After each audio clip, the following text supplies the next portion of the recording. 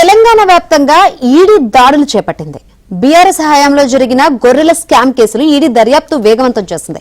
హైదరాబాద్ లోని 10 ప్రాంతాల్లో ఏకకాలంలో దాడులు చేపట్టింది. గొర్రెల పంపిణీలో 700 కోట్ల అవినీతి జరిగిందంటూ గతంలో కేసు నమోదు చేసిన ఏసీబీ మొత్తం 10 మంది అధికారులను అరెస్ట్ చేసింది. ఏసీబీ ఎఫ్ఐఆర్ ఆధారంగా ఈసీఐఆర్ నమోదు చేసిన ఈడీ స్కామ్ వ్యవహారంపై దర్యాప్తు జరుపుతుంది. పెద్ద ఎత్తున డబ్బు చేతులు మారడం, ఇతర రాష్ట్రాలకు లింకు ఉండడంతో ఈడీ రంగంలోకి దిగింది.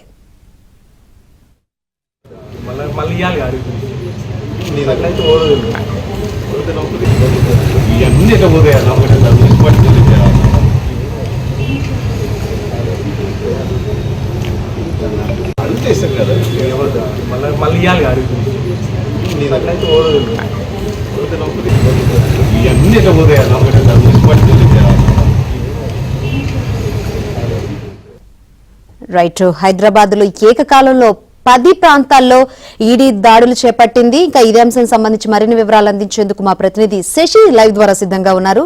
ఎస్ శశి.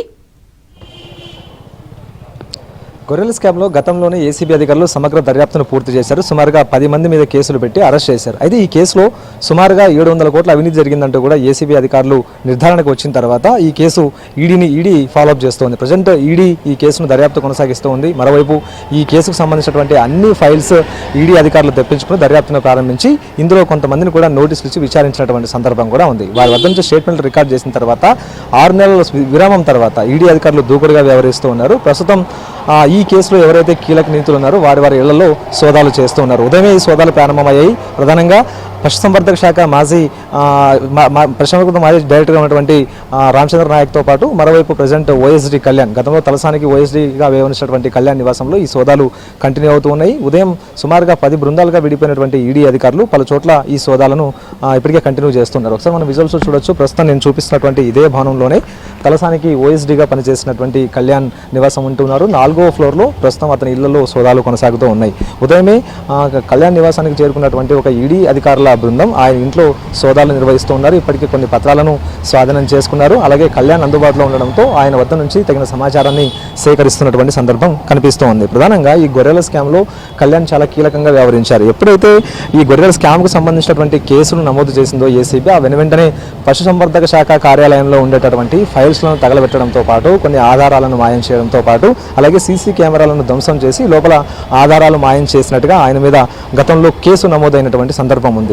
సో అనంతరం ఈ పశుసంవర్ధక శాఖకు సంబంధించి ఈ గొర్రెల పంపిణీ విషయంలో కూడా కళ్యాణ్ తన పరిధిని దాటి ప్రవర్తించినట్టుగా కూడా ఇప్పటికే ఏసీబీ అధికారులు కూడా గుర్తించారు. అయితే తన కింది స్థాయి ఉద్యోగులు అయితే ఎవరైతే పశుసంవర్ధక శాఖలో ఎవరైతే ఉద్యోగులు ఉంటారో, మండల స్థాయి జిల్లా స్థాయి ఉద్యోగులు ఎవరైతే ఉంటారో వీరందరికీ కూడా రామచంద్ర నాయక్ ద్వారా అనధికార ఉత్తర్వులు ఇప్పించారు. ప్రధానంగా ఈ గొర్రెల స్కామ్లో ఈ గొర్రెల స్కీమ్కు సంబంధించినటువంటి అంశంలో భాగంగా రైతులకు ప్రైవేట్ వ్యక్తుల నుంచి ఆ తర్వాత బ్రోకర్ల నుంచి గొర్రెలను కొనుగోలు చేయాలంటూ కూడా అధికారిక ఆదేశాలు ఇచ్చినట్టుగా కూడా ప్రజెంట్ ఏసీబీ అధికారులు గుర్తించి అదే విషయాన్ని గతంలో స్టేట్మెంట్ రూపంలో రికార్డ్ చేసిన తర్వాత ఈడీ అధికారులు కూడా ఇదే తరహాలోనే ఇటు గతంలో ఓఎస్డీ కళ్యాణ్ కూడా విచారించినటువంటి సందర్భం కూడా ఉంది.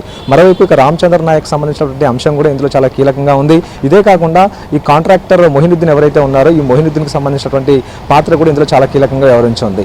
ఇక మొహినుద్దీన్తో పాటు మరికొంతమంది పశుసంవర్ధక శాఖకు సంబంధించినటువంటి అధికారులు ఇటు నెల్లూరు ఆ తర్వాత గుంటూరు తదితర ప్రాంతాల్లో ఈ రైతుల వద్ద నుంచి గొర్రెలను కొనుగోలు చేశారు. అనంతరం వారికి డబ్బులు చెల్లించాల్సినటువంటి అవసరం ఉన్నటువంటి సందర్భంలో ఆ డబ్బులు చెల్లించకుండా ప్రైవేట్ వ్యక్తుల ఖాతాల్లోకి మళ్లించి ఇలా సుమారుగా 700 కోట్ల రూపాయల వరకు కూడా కొల్లగొట్టినట్లుగా ఈడీ అధికారులు గుర్తించి అందుకు అనుగుణంగానే ఈ సోదాలు కంటిన్యూ చేస్తూ ఉన్నారు. Shankari. Right, thank you Shashi.